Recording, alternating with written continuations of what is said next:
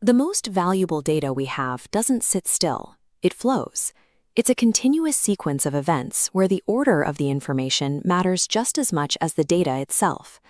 In global finance, predicting the next market movement is impossible without tracking the exact timeline of the millions of trades that preceded it. In medicine, the rhythm of a heartbeat recorded on an EKG is a sequence where a single disruption tells a critical diagnostic story. For years, the foundational tool was the feed-forward neural network. Data goes into input nodes, weight supply, and a prediction emerges.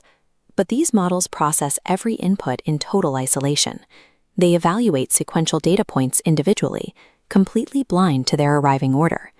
It's like trying to predict exactly where a moving ball will bounce next by looking at a single static photograph of it in midair. Without seeing its past trajectory, any guess is just random chance. To process sequential data, deep learning engineers had to find a way to force the concept of time into neural networks. But as the sequences grew longer, they would eventually realize that to build true artificial memory, they had to abandon the timeline altogether. The ultimate test of sequence modeling is human language. But before a neural network can track the order of words in a sentence, we have to solve a simpler problem. Machines cannot read text. They only process numerical inputs. The earliest approach to this was one-hot encoding. You create a massive dictionary of every known word and assign each word to a specific slot in an array of zeros, marked by a single one. With a vocabulary of tens of thousands of words, you end up with massive, mostly empty vectors floating in space. It is computationally wasteful, and it tells the network absolutely nothing about what the words actually mean. The modern solution to this problem is called an embedding. Instead of tracking a giant binary grid, an embedding condenses that vast vocabulary down into a dense, continuous vector of numbers, mapped out in a multi-dimensional coordinate space. By mapping words this way, semantic meaning translates directly into geometric proximity. Concepts that are related, like deep and learning, naturally cluster close together in the mathematical space. We successfully converted abstract language into spatial geometry.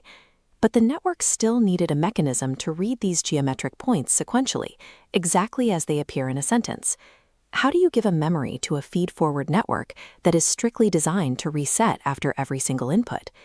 The engineering solution was the recurrent neural network, or RNN. It introduced a feature that standard models lacked, a continuous feedback loop. An RNN maintains a dynamic variable called a hidden state. After the node processes an input, it loops its output back into itself. If you unroll this loop over time, it becomes a horizontal timeline of identical nodes connected by a linear path. At any given time step t, the output is calculated using both the new input arriving right now and the hidden state passed forward from the previous step, t-1. The network isn't learning a new set of rules for every step. It reuses the exact same weight matrix, updating it sequentially at every point along the timeline. The RNN successfully forces chronological order onto the data, but that rigid step-by-step dependency introduces a mathematical bottleneck that eventually breaks the entire system. For a neural network to learn, it has to calculate its errors and adjust its weights. In an RNN, it has to do this in reverse, tracing the error signal backward through the timeline. This process is called backpropagation through time. Because the sequence is linked step by step, backpropagation requires chaining matrix multiplications together, using that exact same set of weights repeatedly for every single time step. If those weight values are even slightly less than 1, repeatedly multiplying them against each other causes the error signal to shrink exponentially as it moves backward. This exponential decay is known as the vanishing gradient problem. In practice, this means the error signal fades to 0 before it can reach the earliest nodes in the sequence.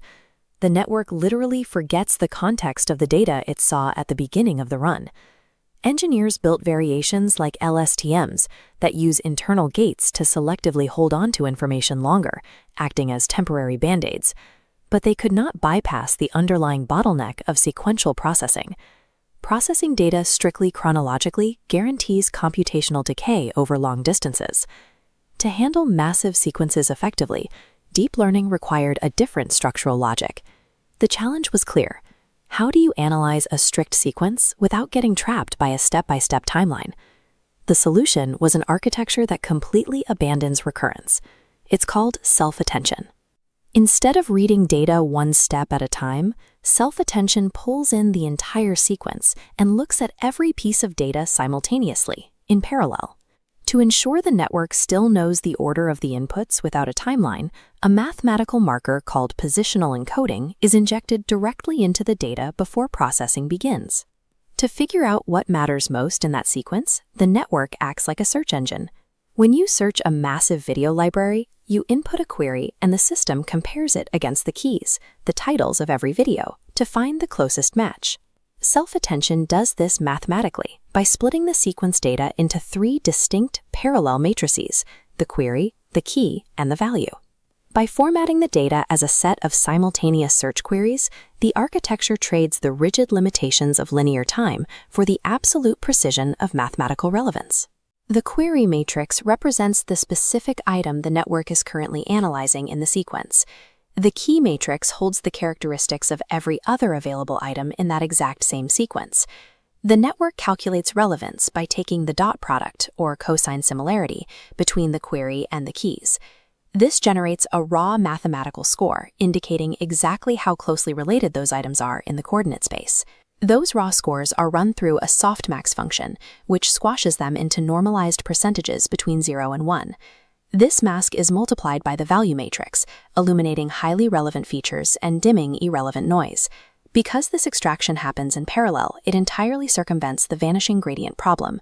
The network can draw a direct, immediate connection between any 2 points, regardless of how far apart they are in the sequence. That entire operation, the query, key, and value calculation, represents just a single attention head. With multi-head attention, you clone this process, stacking the operations vertically. One head might evaluate syntax, another tracks semantic meaning, and another monitors long-term context, all in parallel, locking together to form the transformer architecture.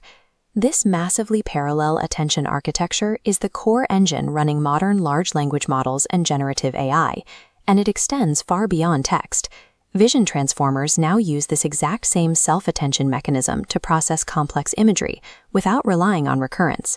In biology, attention models decode the complex sequences of life itself, using sequence data to accurately predict 3-dimensional protein structures.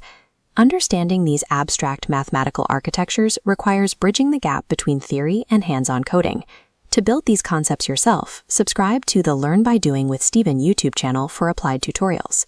And to explore deeper discussions on data architecture, listen to the Steven Data Talk podcast, available now on YouTube Music and Spotify.